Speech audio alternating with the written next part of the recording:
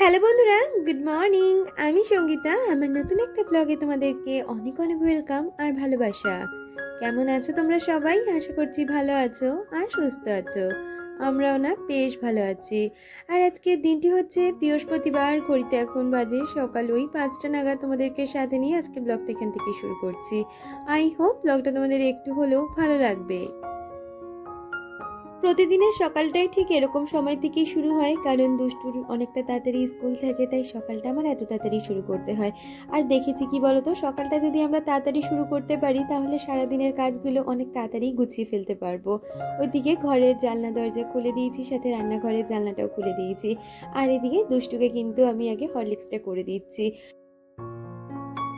কি জানো তো, আমি সকালে যখনই উঠি না কেন, আমি কিন্তু আগে উঠেই বাথরুমে যাই, নিজে ফ্রেশ হয়ে তারপরে কিন্তু বাসি নাইটিটা চেঞ্জ করে নিই। যথারীতি আজকেও সেরকমটা করেছি। আমি বাসি জামা কাপড় পরে কোনো কাজ করাই পছন্দ করি না, সেটা বাসি কাজই হোক বা অন্যান্য কাজই হোক না কেন।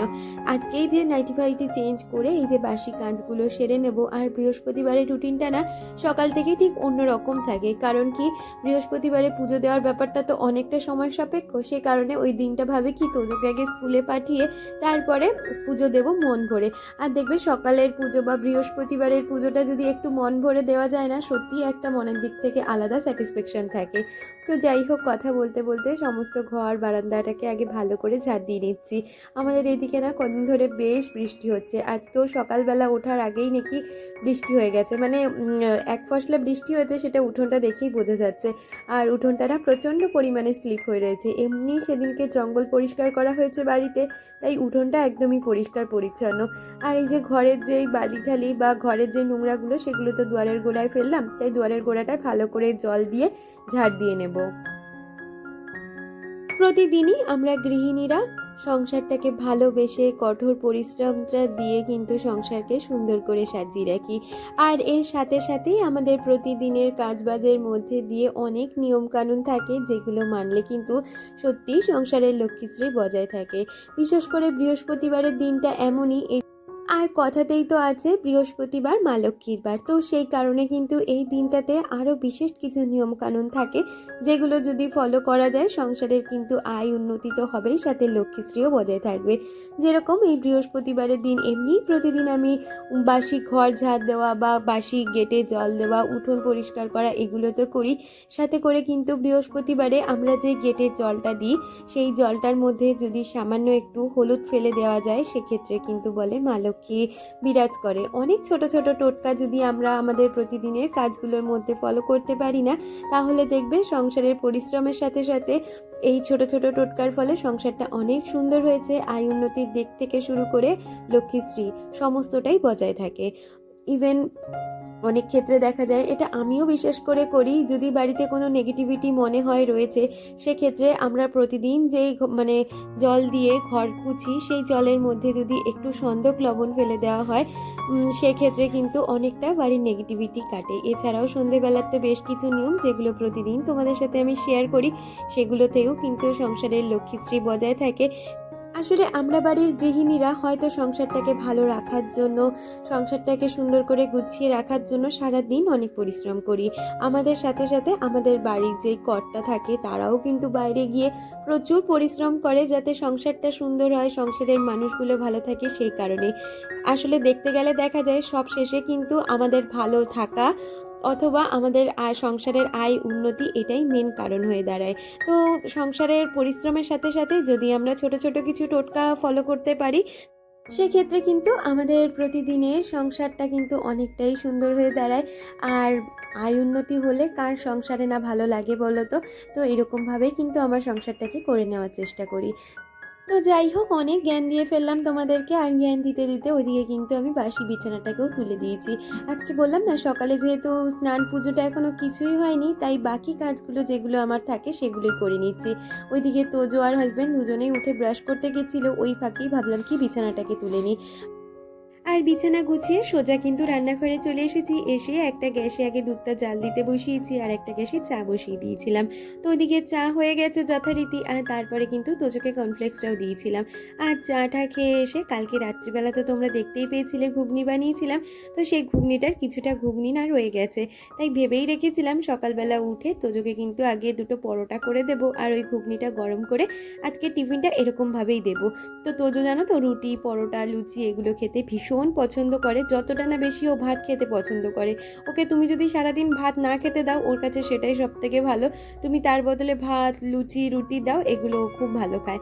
তো যাই হোক, আজকে এদিকে কিন্তু ওকে ত্রিকোণ পরোটা করে দিচ্ছি, দুটো মতন পরোটা করে দিচ্ছি, আর ভালো করে ছিঁড়ে ওই টিফিন বক্সে কিন্তু প্যাক করে দেবো। আসলে কি বলতো, পরোটাগুলো যদি একটু ছিঁড়ে দেওয়া যায় না, আর সেক্ষেত্রে না পরোটাটা বেশ নরম থাকে। আর আজকে পরোটার ময়ামটা দিয়ে ভালো করে মেখেছিলাম, পরোটাগুলো ভীষণ নরম হয়েছিল, সবার জন্যই করেছিলাম। পরে সেটা হাজব্যান্ডকেও পরোটা দিয়েছিলাম, দুষ্টুও পরোটা খেয়েছিল, আর আমি না আজকে পরোটা খাইনি, ওর বদলে একটু মুড়ি খেয়েছিলাম। কালকে রাত্রিবেলা ঘুগনি দিয়ে রুটি খাওয়া হয়ে গেছিলো, যার জন্য আজকে ভাবলাম আর সকালবেলা এত ভারী খাবার খাবো না, একটু মুড়ি খাবো।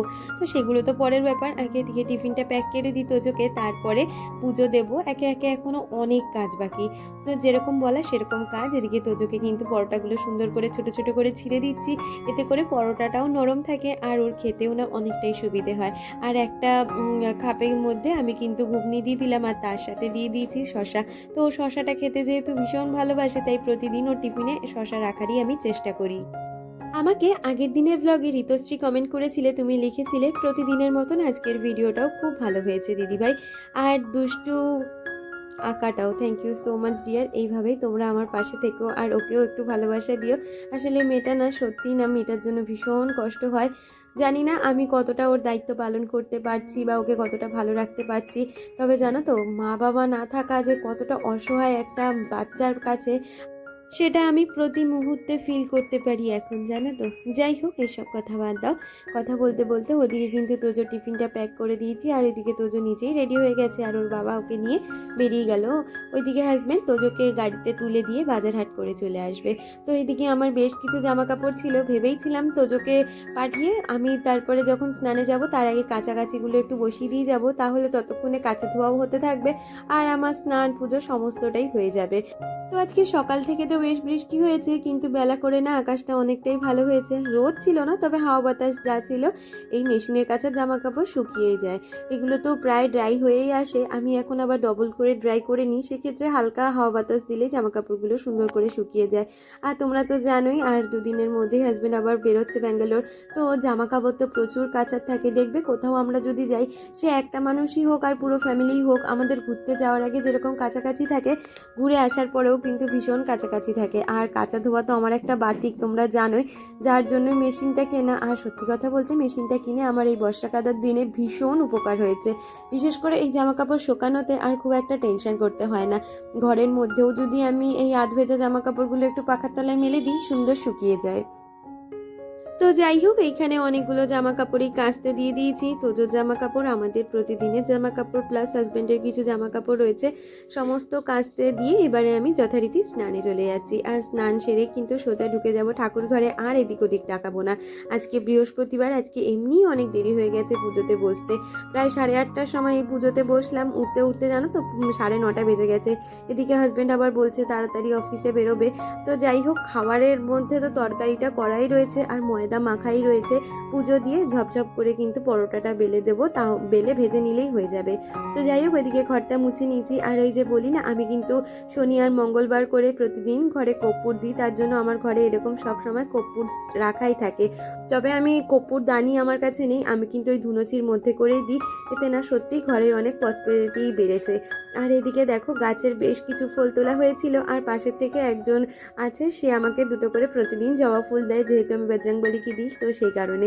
আর তার সাথে বৃহস্পতিবার মানেই বাজার থেকে ফুল আসবে, ফুল, বেলপাতা, দুব্বো এগুলো তো আসবেই। তার সাথে আজকে আনা হয়েছিল কিন্তু একটা পদ্ম। আর কি বলতো, লক্ষ্মীর ঘটে একটা যদি পদ্ম দেওয়া যায় সত্যিই ভীষণ ভালো লাগা থাকে। আর এদিকে আমার সমস্ত ঠাকুর, গোপুসোনা, ভোলেনাথ, লক্ষ্মী সমস্ত ঠাকুরকে কিন্তু আগে স্নান করিয়ে নেব। আর তারপরে সবাইকে সুন্দর করে ড্রেস পরিয়ে ফুল বেলপাতা দিয়ে সাজিয়ে পুজোটাও সেরে নেব। আমাকে মিতালিদি কমেন্ট করেছিলে, দিদি লিখেছিলে খুব ভালো লাগলো ভিডিওটা, ভালো থেকো, ভালোবাসা নিও, তুমিও খুব ভালো থেকো দিদি। আর এই যে দেখো আমার লক্ষ্মী মাকে আমি কিন্তু সপ্তাহের মধ্যেই বৃহস্পতিবারই লক্ষ্মী ঠাকুরকে স্নান করাই আর তারপরে নতুন একটা ড্রেস পরিয়ে দিই। খুব সুন্দর লাগে বৃহস্পতিবার দিনটাকে, এত সুন্দর করে সমস্ত ঠাকুরকে ফুল দিতে পারি আর কালারিং ফুল দিয়ে ঠাকুরের স্থান যদি সাজানো হয় সত্যি খুব ভালো লাগে। আর এদিকে আমি লক্ষ্মীর ঘরটাও সুন্দর করে সাজিয়ে নিয়েছি আর এখন লক্ষ্মীর ঘরটাও পেতে নিলাম। আর ফুলটা না পরেই দিয়েছি, কারণ যদি ঘট পাততে গিয়ে ফুলটা পড়ে যায়, আর তোমরা তো বলোই যে মানে পড়ে যাওয়া ফুল কখনো তুলে ভগবানকে দিতে নেই, তাই জন্য আলাদা করে আমি দিলাম। আর এই যে দেখো এখন আরতিটাও সেরে নিচ্ছি। আর বৃহস্পতিবার করে আমি কিন্তু কোনো রকমেরই কোনো কিছু বাজাই না, শুধুমাত্র জোকারটা দিই আর শঙ্খ বাজাই, আর কিছুই কিন্তু আমি এই দিন বাজাই না। আমাকে বনিতাদি কমেন্ট করেছিলে, তুমি লিখেছিলে সকাল থেকে রাত পর্যন্ত অনেকগুলো কাজ গুছিয়ে করলে, আমরা মেয়েরা বেশিরভাগ সময়ই কাটাই রান্নাঘরে, সেই জন্য এই জায়গাটা যদি পরিষ্কার রাখা যায় সত্যিই ভালো লাগা থাকে। একদম ঠিক কথা, আমাদের মেয়েদের সত্যিই সারা দিনের অনেকটা সময় কিন্তু রান্নাঘরে কেটে যায়, তাই রান্নাঘরটা যদি সুন্দরভাবে গোছগাছ করা থাকে না, সত্যি কথা বলতে মনের দিক থেকেও খুব আনন্দ লাগে আর ভালো লাগা থাকে। কারণ যে জায়গাটায় আমরা মানে বেশিরভাগ সময় থাকবো সেই জায়গাটা যদি একটু পরিষ্কার পরিচ্ছন্ন থাকে খুব ভালো লাগে। তো যাই হোক, ওইদিকে পুজো টুজো সেরে হাজব্যান্ডকে আগে খেতে দিয়ে দিয়েছি আর তারপরেই কিন্তু এখন এদিকে যে জামা কাপড়গুলো ছিল সেগুলোকে একে একে মেলে দিচ্ছি। তোমাদের কাচার সময় বললাম না অনেক জামা কাপড় ছিল, প্রায় 2 বলতি মতন জামা কাপড় ছিল, সেগুলোকে এখন সুন্দর করে মেলে ক্লিপ দিয়ে দিচ্ছি, কারণ বাইরে কিন্তু ভালোই হাওয়া দিচ্ছে আর যদি জামা কাপড়গুলো পড়ে যায় তাহলে কিন্তু কাঁচা ধোয়া আমার বৃথা হয়ে গেল। তো এদিকে দেখো সমস্ত জামা কাপড়গুলো সুন্দর করে মেলে দিচ্ছি, এই দড়িতে কিছুটা মেলবো আর ছোট জামা কাপড় যেগুলো তোজোরগুলো সেগুলো ওই পিছনে আর একটা যে দড়ি আছে ওই দড়িতে মেলে দেবো। ক্রিয়েশন অফিসিয়াল চ্যানেল থেকে কমেন্ট করেছিলে, তুমি লিখেছিলে ভিডিওটা খুব ভালো লাগলো, ভালো থেকো, ভালোবাসা নিও, তুমিও খুব ভালো থেকো দিদি। আর আমাকে নাজিরা কমেন্ট করেছিলে, তুমি লিখেছিলে অনেক ভালো লাগলো, হাতে কাটা ফুটে গেছে, এখন ভালো আছো তো? হ্যাঁ গো ভালো আছি। বেগুন দিয়ে মাছের ঝোলটা কিন্তু অনেক সুন্দর হয়েছে দেখতে, বেগুন খেতে আমারও খুব ভালো লাগে, মাছের ঝোলে যদি বেগুন দেওয়া হয় তাহলে তো আর কোনো কথাই নেই। আমার হাজব্যান্ডও জানো তো বেগুন খেতে ভীষণ পছন্দ করে, ও বেগুনে শুধু ভাজা হলেও খেয়ে নেবে।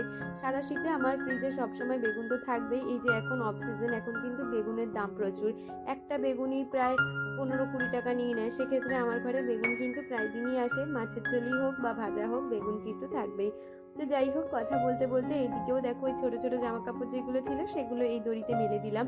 আর এই দড়িতে কি বলতো খুব একটা জামা কাপড় মেলি না ছোটো জামা কাপড় ছাড়া, কারণ ওই যে জানলা দিয়ে কেউ আসলে দেখতে পারি না, এটাই হয়ে গেছে ব্যাপার। তো বন্ধুরা, সকাল থেকে যেমনটা দেখতে পেলে একটার পর একটা কাজ করে যাচ্ছি, আর বৃহস্পতিবার মানে এতটা ব্যস্ততম একটা দিন। এখন ঘড়িতে বাজে 10:30, এখনও রান্না বসাতে পারিনি। টিফিন করে হাজব্যান্ডকে দিয়ে দিয়েছি, আমিও খাইনি এখনও, এতক্ষণ মানে হাজব্যান্ড বেরিয়ে গেল 10টায়, ও বেরিয়ে যাওয়ার পরে ভয়েস ওভারটা দিলাম, এবারে শান্তি মনে রান্নায় হাত দেবো। এদিকে সবার কিন্তু টিফিনের জোগাড় হয়ে গেছে, শুধু রান্নাটা বাকি রয়েছে। প্রতি বৃহস্পতিবার মানেই সকাল থেকে একটা ব্যস্ততম দিন এরকমভাবেই কাটে। তবুও হাজব্যান্ড কিন্তু অনেকটা গোছগাছ করে দিয়েই গেছে। আজকে মাছ এনেছে আর তার সাথে এনেছে হচ্ছে কচু, মানে ওই কি কচু বলে, মান কচু মনে হয়, না সরি ওল কচু, ওই কচুটাকে সিদ্ধ দেবো আর মাছের ঝোল করব, তার জন্য ওল কচু আর হচ্ছে বেগুন সমস্তটাই কেটে দিয়ে গেছে। আমি শুধু এখন মাছ টাছ ধোবো, ভাত বসাবো, রান্নাটা বসাবো, এখনও কিচ্ছু হয়নি, আজকে অনেক বেলা হয়ে গেল। এরকম সময় আমার অর্ধেক কাজের বেশি গুছানো হয়ে যায়, মানে কাজ শেষ হওয়ার পথে, আর আজকে এখনও রান্না শুরু করতে পারিনি। তাহলে বন্ধুরা পুরো ভিডিওটার সাথে থাকো আর ভিডিওটা দেখতে থাকো। এই দেখো হাজব্যান্ড বললাম না সমস্তটা গুছিয়ে দিয়ে গেছে, এই দেখো সমস্তটা গুছিয়ে দিয়ে গেছে।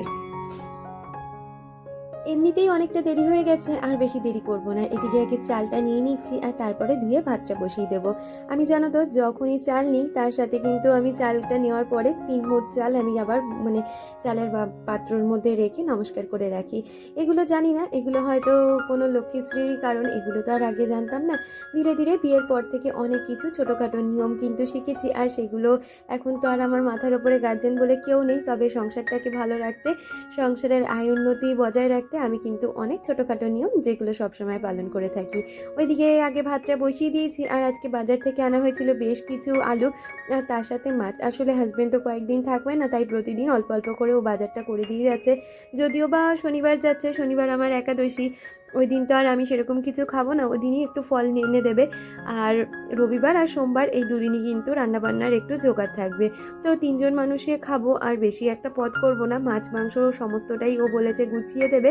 তবে আজকে সে সমস্ত কিছু আনিনি, কালকে পেঁয়াজ টিয়াজগুলো এনে রেখেছে, আজকে আলুটা এনে রেখেছে।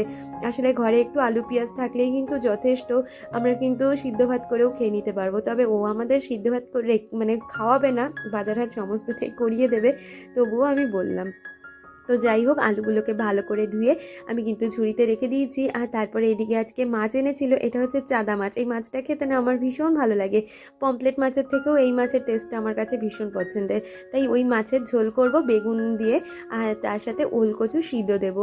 তো ওইদিকে প্রতিদিনের মতন মাছ ধোয়ার পরে বেসিনটাকেও সুন্দরভাবে ধুয়ে নিয়েছি, আর তার সাথে মাছগুলোকে নিয়ে এখন মাছের মধ্যে নুন হলুদ মাখিয়ে নেব। তারপরে মাছের ঝোলটা কিন্তু বসিয়ে দেবো।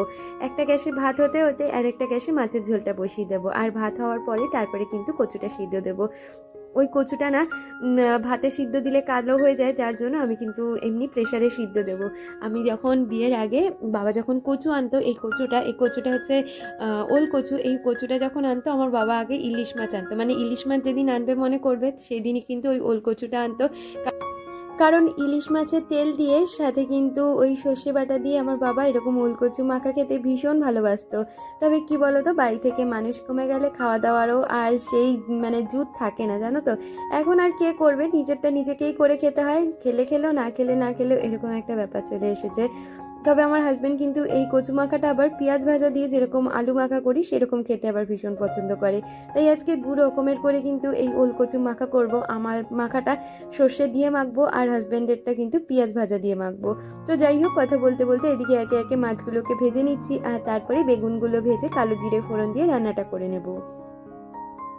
আমাকে শাশ্বতী দিদিভাই কমেন্ট করেছিলে, তুমি লিখেছিলে খুব ভালো লাগলো ভিডিওটা, তোমার কাছে কিছু শেখার আছে গো, ভালো থেকো তোমরা। থ্যাংক ইউ সো মাচ দিদি। আমি জানি না তুমি আমার থেকে বয়সে ছোট কিংবা বড়, কিন্তু তোমার ডিপি দেখে মনে হলো তুমি আমার থেকে বয়সে অনেক বড়। তো তুমি এত বড় মানুষ হয়ে আমার কাছে যে এত সুন্দর একটা কমেন্ট করলে, সত্যি কথা বলতে কি জানো তো, আমরা মানে ছোট হোক বড়, শেখার যদি চেষ্টা থাকে তাহলে হয়তো শেখাটা কোনো বয়স ফ্যাক্ট করে না, আমরা সকলের থেকে শিখতে পারি। তবে আমি খুবই থ্যাঙ্কফুল তোমাদের কাছে যে তোমরা আমার থেকে কিছু কিছু হলেও কাজ শিখতে পারো। কারণ আমি না জীবনেই কখনো ভাবিনি যে আমি কখনো এতগুলো কাজ করব, কিংবা একটা সংসারকে একা হাতে পুরোটা গুছিয়ে রাখবো। ওই যে সময়ই হচ্ছে মানুষকে অনেকটা পরিবর্তন করে দেয়, সাথে পরিস্থিতির চাপে আর সময়ের সাথে সাথে কিন্তু আমিও সংসারটা করতে শিখে গেছি। আর শুধু করা বলবো না, সংসারটাকে গুছিয়ে করতে শিখে গেছি। তো যাই হোক, কথা বলতে বলতে ওইদিকে মাছের ঝোলটা বসিয়ে দিয়ে আমি আমার খাবারটা নিয়ে নিয়েছি। ওই যে ঘুগনি ছিল তার সাথে একটু বেশ করে মুড়ি নিয়েছি, তার সাথে লঙ্কা কুচি পেঁয়াজ কুচি আর শশা কুচি দিয়ে এখন কিন্তু ভালো করে মুড়িটা মেখে খেয়ে নিচ্ছি। দারুণ লাগছিল খাবারটা খেতে। তবে সকালবেলা না খেতে তো বেশ ভালো লেগেছিল, যত বেলা বাড়ছিল আমার যেন পেটের মধ্যে ভীষণ সমস্যা হচ্ছিল, পেটে মানে পেটটা ফুল ছিল এরকম একটা বিষয়। তো যাই হোক, ওইদিকে মাছের ঝোলটা ভালো করে ফোটাতে মাছ আর বেগুনটা ভালো করে দিয়ে কিন্তু আবারও ফুটিয়ে নিচ্ছি। আর এদিকে কড়াই বসিয়ে প্রথমে আজকে কাঁচা লঙ্কা দিয়ে না এই কচুটা মাখবো, তাই জন্য 3টে লঙ্কা ভালো করে ভেজে নিয়েছি। আর লঙ্কা ভাজার সময় না অনেক সময় লঙ্কা ফোটে, তো সেক্ষেত্রে একটু যদি নুন দিয়ে মানে লঙ্কাটা ভাজা যায় তাহলে কিন্তু লঙ্কা আর ফাটে না। তারপরে কিন্তু ওই তেলের মধ্যে বেশ কিছুটা পরিমাণে পেঁয়াজ দিয়ে নিয়েছি, আর পেঁয়াজটাকে ভালো করে ভেজে নিচ্ছি। আমাকে সুতপা কমেন্ট করেছিলে, তুমি লিখেছিলে দুষ্টু ড্রয়িংটা সুন্দর হয়েছে দিদিভাই। আমি বোধহয় তোমার থেকে ছোটই হই। দিভাই বলো না, তুমি আমার নাম ধরে ঢেকো। আর একটা কথা বলি, কিছু মনে করো না প্লিজ, তুমি ফেসবুকে যেই রেসিপিগুলো দাও, কি কি মশলা দিচ্ছ সেগুলোর নামগুলো একটু লিখে দিলে ভালো হয়, বুঝতে পারবো। না হলে তোমার মশলাগুলো বুঝতে পারি না। প্রতিদিনের মতন আজকের ভিডিওটাও বেশ ভালো লাগলো। লাভ ইউ দিভাই। Thank you so much dear, এইভাবে পাশে থেকো। আর থ্যাংক ইউ সো মাচ এত সুন্দর একটা অ্যাডভাইস দেওয়ার জন্য। আমিও বেশ কিছুদিন ধরেই ভাবছি যে তোমাদের সাথে তো মানে রান্নার ভিডিওগুলো শেয়ার করি ঠিকই, তবে কোনটা কি মশলা দিলাম তোমরাও হয়তো বুঝতে পারো না। কেউ যদি ট্রাই করতে চাও সেটাও করতে পারবে না, কারণ সেখানে তো আমি ভয়েস ওভার দিই না। তো থ্যাংক ইউ সো মাচ। আমি চেষ্টা করব পরবর্তী ভিডিওতে মশলাগুলোর সাথে মশলাগুলোর নামগুলো বলে দেওয়া, তাহলে তোমাদের হয়তো একটু হলেও সুবিধা হবে। তো যেরকম বললাম, আমি কিন্তু আজকে দু রকমভাবে কচু মেখেছি। একটা হচ্ছে মেখেছি এরকম সর্ষে দিয়ে, যেটা কিন্তু আমি হাতে বাটিনি, ওই সানরাইজের যে সর্ষে গুঁড়ো হয় ওটাকে ভিজিয়ে রেখে তারপরে মেখেছি, এটা আমি খাবো। আর বাকি যে কচুটা, ওটা কিন্তু হাজব্যান্ড দুষ্টু ওরা খাবে, তো যত খাবেই না, হাজব্যান্ড আর দুষ্টুর জন্য ওই পেঁয়াজ কাঁচা লঙ্কা দিয়ে ভালো করে মেখেছি। আর প্রতিদিনের মতন রান্নার পরে এখন রান্নাঘরটাকেও কিন্তু সুন্দরভাবে গুছিয়ে পরিষ্কার করে নিচ্ছি। আর তোমরা তো জানোই রান্নাঘর গুছিয়ে গাছিয়ে পরিষ্কার রাখতে আমি কতটা ভালোবাসি, সে যখনই আমি রান্না করি না কেন আর যতবারই আমি রান্না করি না কেন। তবে সকাল থেকে যেই রান্নাবান্নাগুলো করা হয়, যেমন তোজোর টিফিন থেকে শুরু করে, তখন তো আর রান্নাঘর পরিষ্কার করা হয় না, তাই সকালে টিফিন থেকে শুরু করে দুপুরের রান্না পর্যন্ত যতটা নোংরা হয় আমি কিন্তু এই রান্নার পরেই রান্নাঘরটা পরিষ্কার করে নিই। তবে রান্নাঘর যদি রাত্রিবেলা রান্না করার থাকে তখনও রান্না করার পরে আমি পরিষ্কার করে রাখি। এই দুটোবার আমাকে রান্নাঘর পরিষ্কার করতে হয়। এছাড়াও কিন্তু অনেক সময় বাসি ঘরদোর যখন আমি পরিষ্কার করি, বাসি কাজের সাথে রান্নাঘর মোছা, গ্যাস ওভেন তো রাত্রিবেলায় মুছে রাখি তাই পরিষ্কার থাকে, তবে রান্নাঘরটা মুছে নিই। আর এই যে প্রতিদিনের মতন রান্না করার পরে এখনও কিন্তু রান্নাঘরটা আমাকে মুছে নিতেই হবে, আর এটা আমি নিই। তো যাই হোক, কথা বলতে বলতে ওইদিকে বেশ কিছু বাসনপত্র ছিল, সেগুলোকে কিন্তু এখন ভালো করে জায়গা মতন গুছিয়ে রাখছি। আর তারপরে রান্নাঘরটা মুছে নিলেই রান্নাঘরের কাজ আমার কিন্তু কমপ্লিট হয়ে যায়। আমাকে দীপিকা কমেন্ট করেছিলে, তুমি লিখেছিলে খুব সুন্দর লাগলো ভিডিওটা। Thank you so much dear. তোমার ভিডিও জানো তো আমি দেখি, আমার খুব ভালো লাগে তোমার ভিডিও। আর প্রথম কথা, কংগ্রাচুলেশনস, তুমি অন্নপূর্ণা ভান্ডারের টাকা পেয়েছো, আর সেটা দিয়েও যে তুমি তোমার জন্য একটা সুন্দর বেসিন কিনেছো, এই ভিডিওটা আমি দেখেছি আর খুব ভালো লেগেছে। তবে কি জানো তো, আমি এখনও পাইনি, আদৌ পাবো কিনা জানি না, ওই নিয়ে আর বেশি মাথা ঘামাই না। তো যাই হোক, মিতা আমাকে কমেন্ট করেছিলে, মিতা লিখেছিলে, দিদিভাই দুষ্টু কে বা কী ব্যাপার একটু বলবে? আমি জানি না, যদি তুমি কোনো প্রবলেম না থাকে একবার বলো। আসলে দুষ্টু হচ্ছে আমার দাদার মেয়ে, ও আমার কাছেই বিগত 2 বছর ধরে রয়েছে, কারণ দুষ্টুর মা নেই। দুষ্টুর মা, দুষ্টু যখন 3 বছর বয়স, ওকে রেখে ওর মা চলে গেছিল। এতদিন আমার মায়ের কাছেই ও ছিল, আমার মায়ের কাছে ওর মানুষ। আর মা মারা যাওয়ার পরে ওকে কিন্তু আমি আমার কাছেই নিয়ে এসেছি। তো যাই হোক, আজকে দেখো একটা পার্সেল এসেছিল এই মাসে। আমি কিন্তু এই জুতোর মানে র্যাকটা অর্ডার করেছিলাম, যদিও বা অনেক ছোট হয়েছে, তবুও কাজ চালানোর মতন ঠিক আছে। 170 টাকার মধ্যে আর কি চাই বলো তো? তো দেখো, এই জুতোর র্যাকটা সেট করে নিয়ে জুতোগুলোকেও সুন্দরভাবে অর্গানাইজ করে রাখলাম। তোমাদের কেমন লাগলো জানিও। তাহলে আজকে ভিডিওটাই পর্যন্ত রাখছি, দেখা হচ্ছে পরবর্তী ভিডিওতে।